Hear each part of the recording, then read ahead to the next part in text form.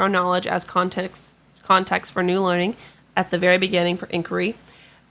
2.c.1.2, contributing to discussions in which multiple viewpoints on a topic are expressed.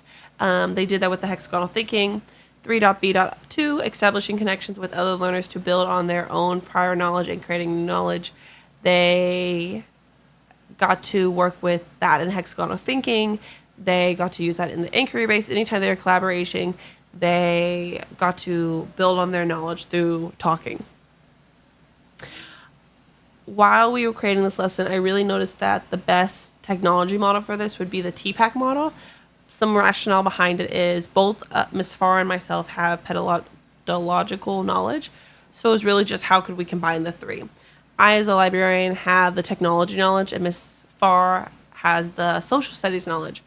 Both know how to keep students on track, so we both have the pedagogical knowledge. My ELA content knowledge really supported her reading and writing teaks.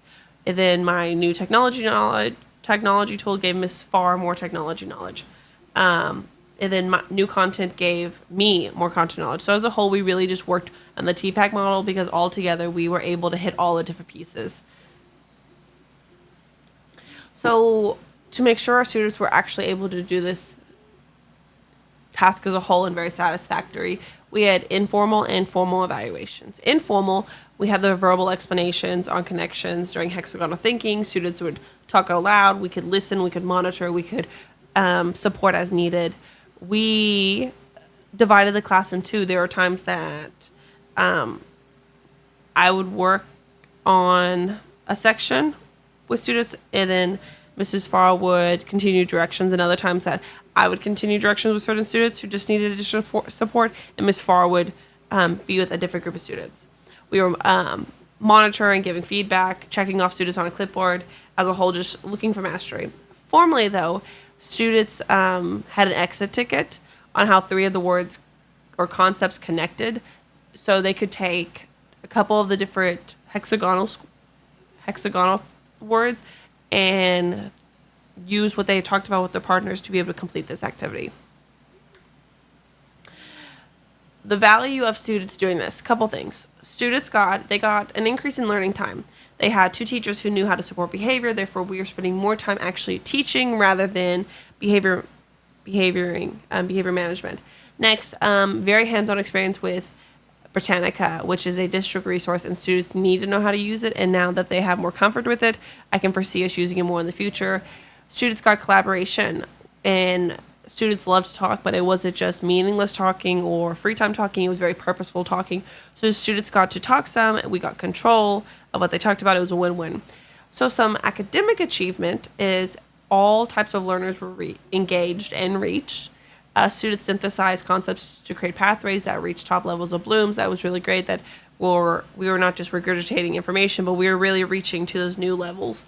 Lastly, looking at the data on the exit ticket, 95% mastery on this exit ticket. And then when Mrs. Farr and I came back together, we spoke on how we could reach those last couple students. So we have my documents. So we have the actual website right here. We have the two different graphic organizers. We have the inquiry worksheet. And then we have the hexagonal thinking. If I actually click on, this is the presentation we use. So I have the front slide, Manifest Destiny. I have my content objective. I have my language objective. Inquire.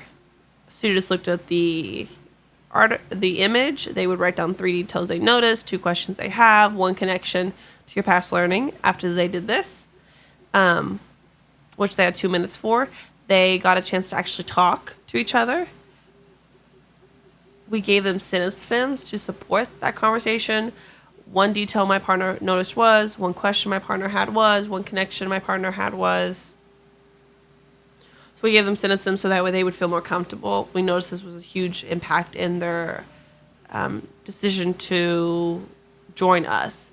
And the students who felt not as confident joining us, we just drew their attention back to that, and that really helped. I then stepped in with the library resources. I helped them log into the SSO portal. I showed them how to get to Britannica. gave them explicit word step-by-step written directions, as I was also giving verbal explanations. Then I started talking about the different features, such as the leveling tool, the translate feature, the font size, text speech, images and video. Once they knew how to use this, that's when we moved on to thinking critically and creating.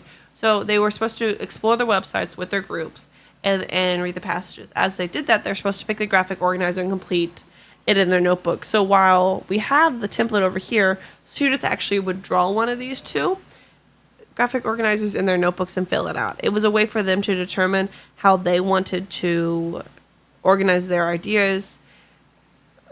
This is more how each thing connects, which helps them later in the horizontal thinking. Hexagonal thinking, whereas this is just main concept and then key points on the side. So honestly, whichever one was fine for your student, it was just up to them ultimately. Going from there, we moved into hexagonal thinking. So what would happen is one partner picks up one tile and they would put it down. So then the next partner picks up another tile and they would put it down. But the two tiles had to connect and they had to explain. So for instance, if a student picked up Manifest Destiny and put it down, they would have to explain what Manifest Destiny was. And then another student could pick up God and they would have to explain how God and Manifest Destiny connected, and then they put it down. So maybe this side and this side connected. And then another student would pick up another one. Maybe they picked up the word angel and they could connect angel right here on this side because the angel of the picture and how they felt like they were destined by God. And it's a really great way to get students thinking about their graphic organizers here and moving it forward. Ultimately, all the tiles would connect, which led them back to this. As you can see right here, the students have the different tiles and they're just connecting them.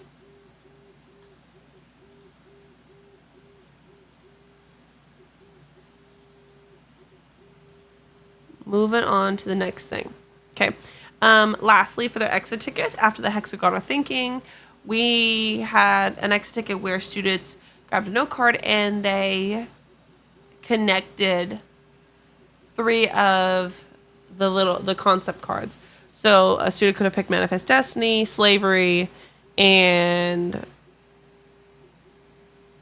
opportunities, however they wanted to do it, and explain how all 3 of those words connect to each other. And this is where we saw the 95% success. Once again, I also have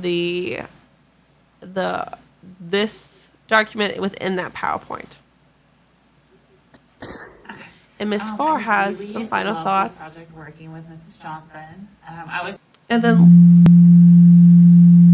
then lastly, we have some final thoughts from Ms. Farr. I really love this project working with Mrs. Johnson. I was able to be introduced to this really cool new feature I didn't know about, Britannica, and I got to build on my ELA knowledge. And I really liked the hexagonal activity. It had my kids really engaged, and it pushed some of them because it was a little bit of a struggle. But overall, I thoroughly enjoyed this process and will be looking forward to it, working together in the future.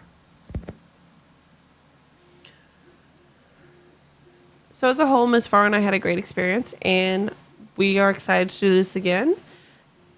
I will be attaching not only this presentation in the final submission, I will also be submitting a direct link to my presentation for the students and my documents. Hope you enjoyed our collaboration lesson. Thanks.